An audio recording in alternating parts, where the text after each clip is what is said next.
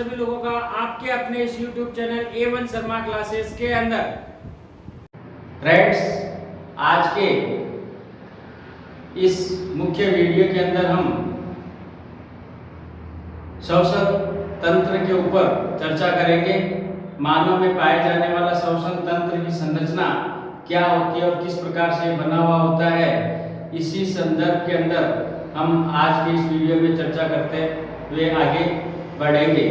So friends, बिना समय गवाए हुए हम चलते हैं अपने आज के मुख्य टॉपिक मानव श्वसन तंत्र संरचना।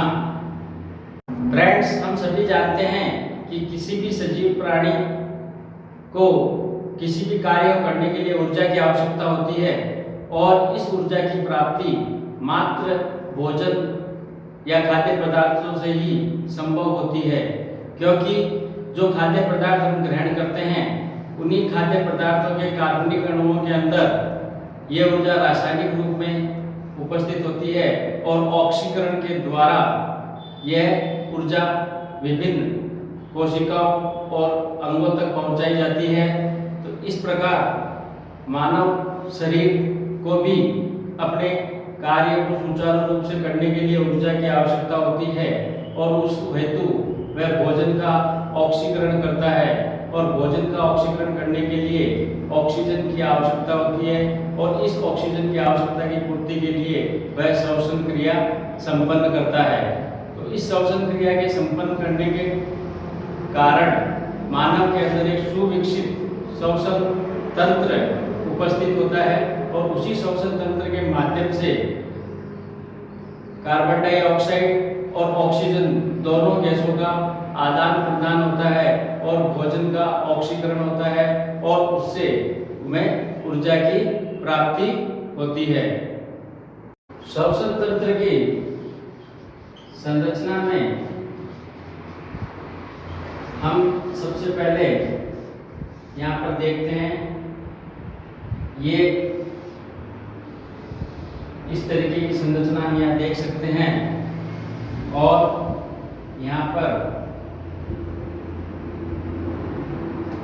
इस तरीके की संरचना मैं आपको बता रहा हूँ।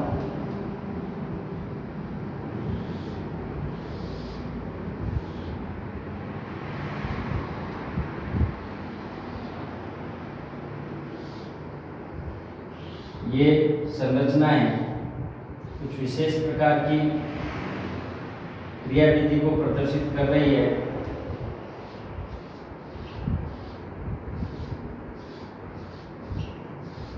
यहाँ पर आप लोग आसानी से इस संरचना को बनाने के लिए थोड़ा ध्यान दें।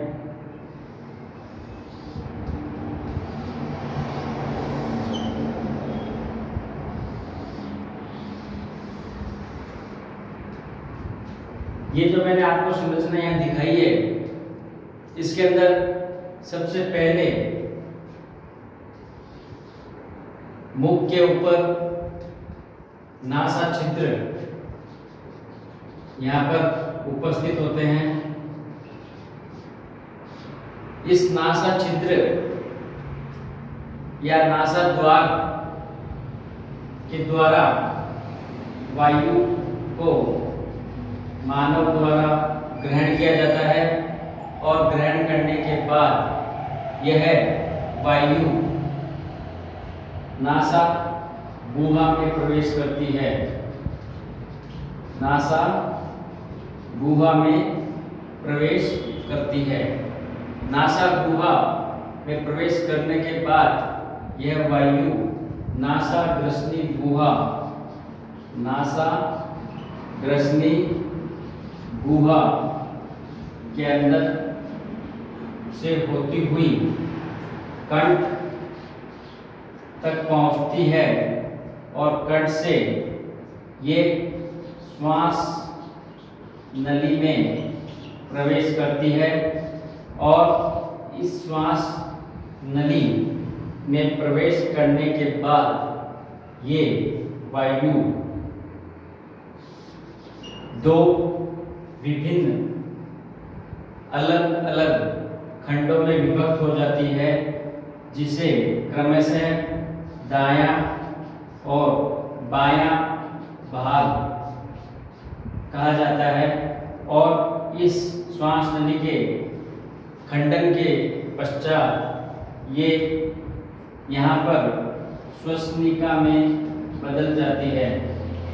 ये श्वसनिका दोनों साइड अलग अलग होती है और यहाँ का जो ये पोर्शन होता है, ये जो वक्ष स्थल कहलाता है, इस वक्ष स्थल के अंदर श्वसन नली या श्वास नली दो भागों में विभक्त होकर श्वसनिका का निर्माण कर लेती है, जो दाएं बाएं अलग अलग फेफड़ों के अंदर खुलती है। और विभक्त होने के बाद ये एक गोल कीटनुमा गुब्बारेनुमा संरचना के अंदर खुलती है, जो कि कोशिकाओं के नाम से जानी जाती है। कोशिकाएं जो होती है, ये कोशिकाएं श्वसन तंत्र की संरचनात्मक एवं क्रियात्मक इकाई होती है। क्रियात्मक इकाई होती है। इस प्रकार से ये संपूर्ण श्वसन तंत्र मैंने आपको यहाँ पर बोर्ड पे दिखाया है और विभिन्न नामों के साथ मैंने आपको यहाँ एक्सप्लेन करने की कोशिश की है। अब हम चलते हैं इसी श्वसन तंत्र के विभिन्न अंगों में कौन सा अंग किस कार्य को संपन्न करता है। तो हम यहाँ देखेंगे कि नासा छिद्र जो होते हैं, ये नासा छिद्र जो ये वाले जो पोर्शन होती है नाक की, ये नासा छिद्र या नासा द्वार कहलाते हैं। और इन्हीं नासा द्वारों के अंदर आप लोगों को शायद पता भी होगा कि अंदर छोटे छोटे महीन रोम पाए जाते हैं और उस रोम के साथ यहाँ पर रोम प्लस श्लेष्मा भी उपस्थित होती है। ये रोम और ये श्लेष्मा दोनों ही चीजें मिलकर जो वायु नासा छिद्र में प्रवेश करती है, उस नासा छिद्र की वायु को यहाँ पर नम बनाने का कार्य करती है और शुद्धिकरण करती है। किसी भी प्रकार के छोटे छोटे डस्ट पार्टिकल्स की छोटे जो कीट होते हैं, उनको ये वायु के साथ यहीं पर रोक देती है, जिसमें रोम की महत्वपूर्ण भूमिका होती है। रोम वायु को छानने का कार्य करता है और श्लेष्मा वायु के अंदर उपस्थित डस्ट पार्टिकल्स, धूल के छोटे मोटे कणों को अपने साथ चिपकाकर वायु को शुद्ध कर देती है और उसके साथ वायु नम प्लस गर्म दोनों हो जाती है। नम और गर्म ये वायु आगे बढ़ती हुई नासा गुहा में पहुंचती है और नासा गुहा में पहुंचने के बाद ये नासा ग्रसनी गुहा से होती हुई कंठ को पार कर श्वास नली के अंदर पहुंचती है।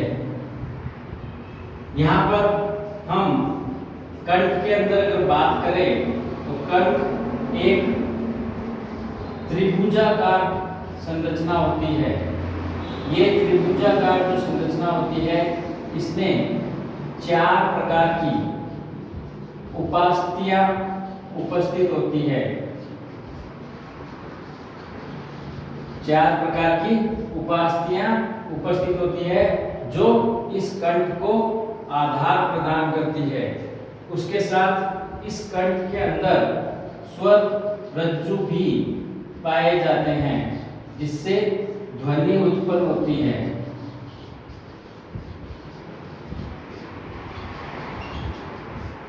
ये 4 प्रकार की जो उपास्थियां हैं, उन उपास्थियों के नाम अगर हम यहाँ देखते हैं तो उसमें सबसे पहला जो नाम आता है वो आता है अवट्टू।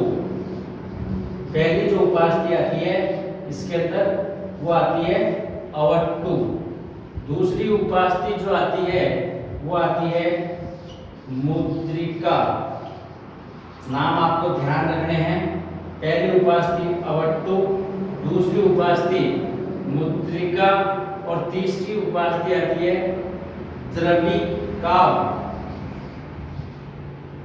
द्रविकाव ये तीसरी उपास्थि होती है। और चौथी उपास्थि जो होती है इसका नाम है एपिग्लोटिस। बहुत ही महत्वपूर्ण होती है एपिग्लोटिस। ये 4 प्रकार की कुल उपास्थियां यहाँ पर कंठ के अंदर पाई जाती है। ये चूंकि सारा का सारा नासा गुहा से लेकर श्वास नली वक्षस्थल तक, वक्षस्थल से नासा गुहा तक का जो भाग होता है वो एक लंबी पाइप नुमा संरचना होती है। इस लंबी पाइप नुमा संरचना के अंदर यहाँ पर छोटे छोटे कुछ वलय पाए जाते हैं सी आकार के। ये सी आकार के जो वलय है, इन सी आकार की वलयों की खास बात होती है कि जब श्वास नली के अंदर वायु नहीं होती उस स्थिति में ये वलय श्वास नली को चिपकने से या सिकुड़ने से रोकते हैं, जो कि बहुत ही महत्वपूर्ण है। और कई बार अक्सर एग्जाम में पूछा जाता है, आपको यहाँ पर ध्यान रखना है कि श्वास नली श्वास छोड़ने के बाद चिपकती क्यों नहीं है, क्योंकि यहाँ पर सी आकार के वलय पाए जाते हैं और ये वलय उस श्वास नली को वायु के अनुपस्थिति में चिपकने से रोकते हैं। अब हम पृथक से श्वास नली के बारे में बात करते हैं। तो श्वास नली मैंने जैसे आप लोगों को बताया था कि श्वास नली वक्षस्थल तक फैली होती है, यानी वक्षस्थल में जाकर यह श्वास नली 2 अलग अलग श्वसनिकाओं में बढ़ जाती है। तो यहाँ से इसकी कुल लंबाई जो होती है, ये लंबाई 12 सेंटीमीटर होती है। कुल लंबाई इसकी 12 सेंटीमीटर होती है।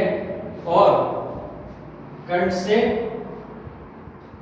वक्षस्थल तक, ध्यान रखना यहाँ पर, कंठ से वक्षस्थल तक ये लंबाई दर्शाई गई है। इसके बाद ये श्वसनिका जब आगे बढ़ती है तो अलग अलग अपने साइड के फेफड़ों में खुलती है। तो इन फेफड़ों के अंदर हम यहाँ देखते हैं तो प्रत्येक फेफड़ा जो होता है वो फेफड़ा पाली नुमा संरचना से बना होता है। और इस पाली नुमा संरचना में जो दायां और बायां फेफड़ा जिसे हम मानते हैं, तो दायां जो फेफड़ा होता है, ये दायां फेफड़ा 3 पाली से निर्मित होता है और बायां जो फेफड़ा होता है वो 2 पाली से निर्मित होता है। इसके साथ फेफड़े का जो बाह्य आवरण होता है वह द्विस्तरीय आवरण होता है। और ये द्विस्तरीय आवरण जिसको हम कहते हैं फुस्फुस आवरण, फुस्फुस कोशिकीय आवरण। इस आवरण के अंदर एक विशेष प्रकार का तरल भरा होता है, जो कि तरल इन फेफड़ों को सुरक्षा प्रदान करता है। उसके बाद ये श्वसनिका, जैसा मैंने पूर्व में बताया था, अलग अलग छोटी श्वसनिकाओं में बढ़ जाती है और ये श्वसनिका गुब्बारे नुमा संरचना कुपिकाओं के अंदर खुलती है। तो इस श्वसनिका को कुपिकाओं के अंदर हम बात करते हैं तो कुपिकाएं गोल बल्ब नुमा संरचना होती है और इनका व्यास लगभग 0.2 सेंटीमीटर होता है और इनकी जो सतह है, इन सतह के ऊपर, जैसे मान लीजिए अपन एक बल्बनुमा संरचना कुपिका की बात करते हैं, इस तरीके की ये एक संरचना होती है और इस तरीके की संरचना के अंदर यहाँ पर रक्त केशिकाओं का घना जाल होता है। ये रक्त केशिकाएं जो होती है, ये रक्त केशिका रुधिर को यहाँ तक पहुँचाती है ताकि यहाँ पर विसरण की प्रक्रिया संपन्न हो और इस विसरण की प्रक्रिया के द्वारा जो होता है वो O2 ग्रहण करने के लिए और CO2 का निष्कासन करने के लिए यहाँ पर यह सतही विसरण पाया जाता है।